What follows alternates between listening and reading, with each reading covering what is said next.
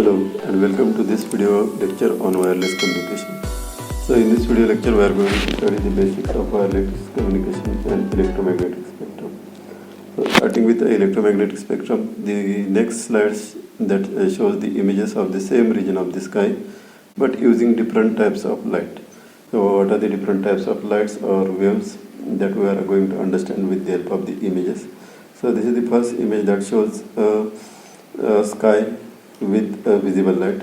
Next image is clicked with the infrared light or infrared waves. Next is radio waves, then gamma rays. So the same object, that is sky, is clicked with different kinds of the lights, and we are getting different information with different kinds of the light. So this is the summary of the different images that we have studied.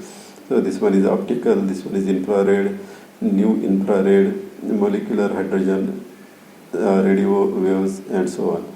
So we can see the different views of the same image. So we will understand the electromagnetic radiation first. So oscillating waves have certain properties. First property is the wavelength and the frequency. So what is wavelength? The length over which the wave repeats its pattern is called as the wavelength, and wavelength is calculated in terms of the meters. So for example, say let us consider this as a sinusoidal wave. Okay, so this wave is repeating itself. For example, say this part is repeated here, second time is repeated again here, the third time, and so on. So the number of times the same pattern is repeated, that particular pattern is called as the wavelength. So this is the wavelength of this wave.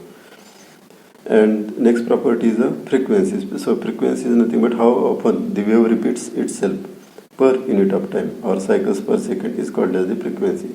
So here if we consider this as a 1 second, so frequency here is a 3, because the wave have repeated 3 times, 1, 2 and 3. So frequency is nothing but how many times the wave is repeating itself. And the speed of the wave or speed of the light is calculated using the formula wavelength into frequency.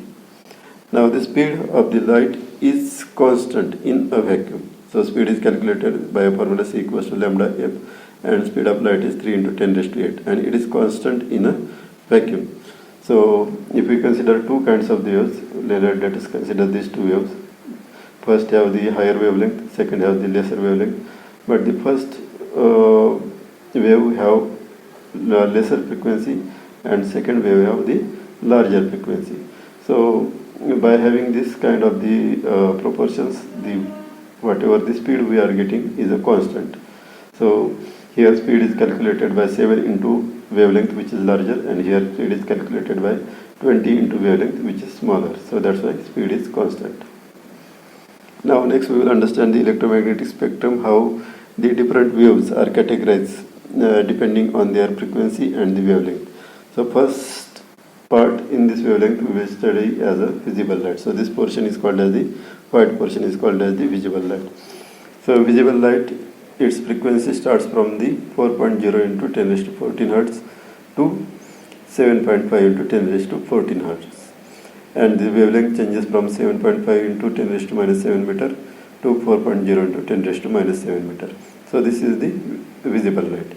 So like this, there are other waves as the infrared in this portion, the ultraviolet in this portion, then the radio waves in this portion, then X-rays here, then microwaves, and finally gamma rays. So these are the different waves and their frequencies and the wavelength. So depending on their frequency and the wavelength, these waves are categorized into different categories like radio waves, microwaves, infrared, ultraviolet, X-ray, and gamma ray. So if you observe this electromagnetic spectrum, then you will find that the wavelength is decreasing in this direction. Wavelength is decreasing in this direction. So here it is the 3 into 10 raised to 4, and here it is 3 into 10 raised to minus 12. This is minus 12. And the frequency is increasing in this direction.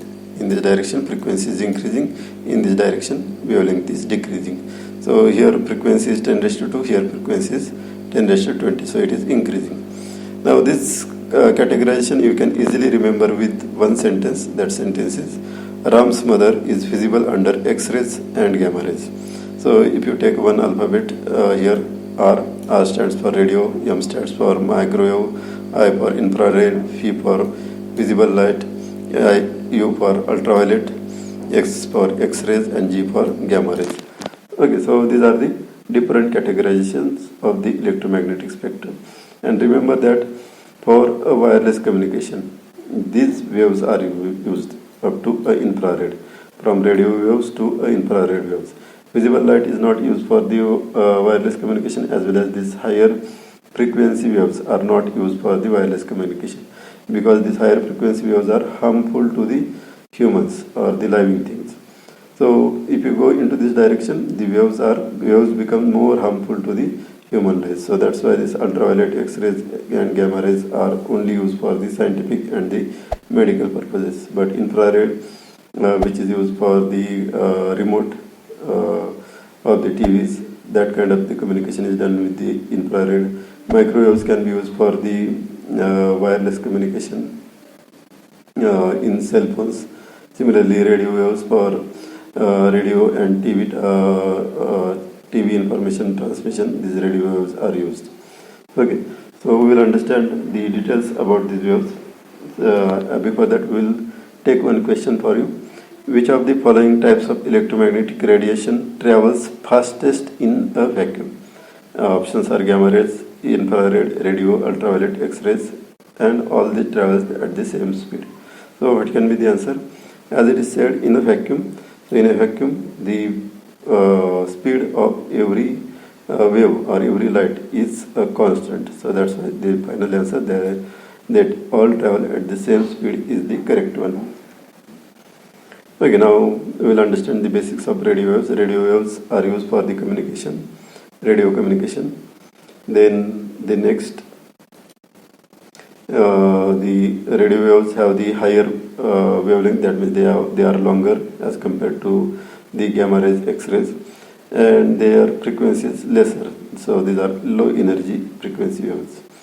Then here the two images are shown. This one is clicked with the visible light, this one is clicked with the radio wave.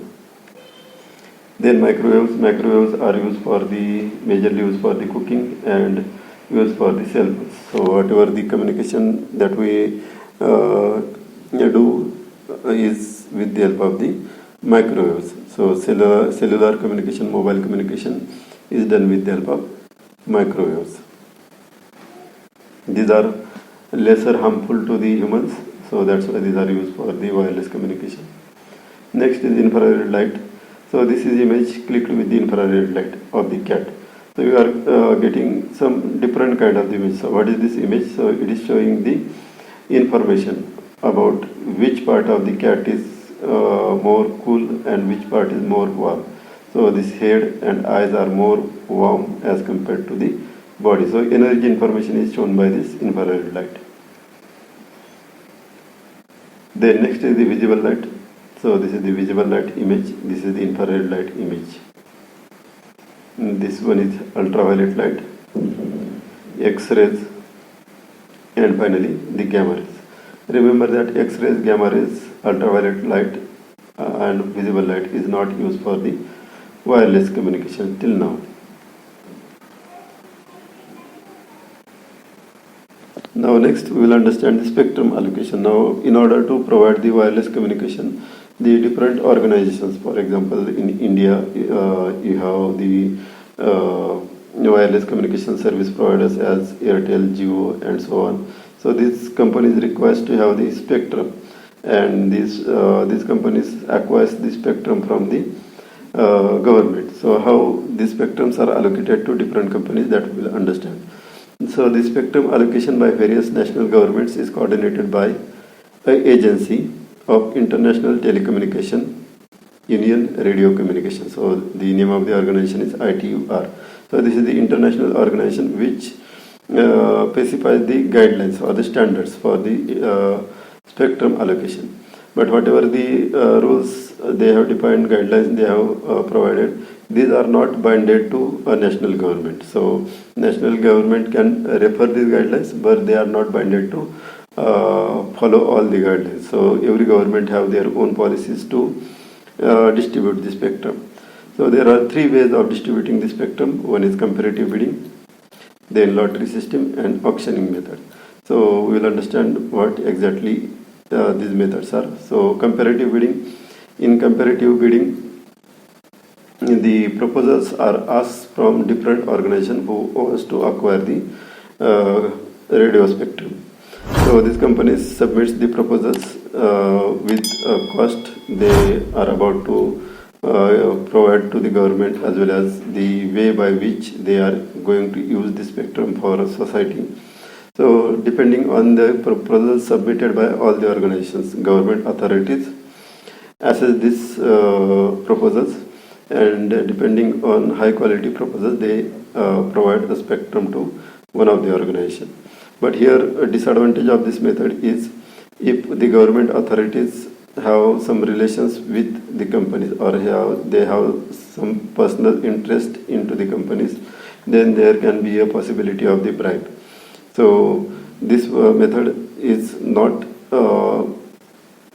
such a fair method for distributing the radio spectrum. So next method is the lottery system. So this is the more fair method, because every organization that wants to buy a spectrum, they will just give their names to the government, and government will randomly choose one of the name by using a lottery system.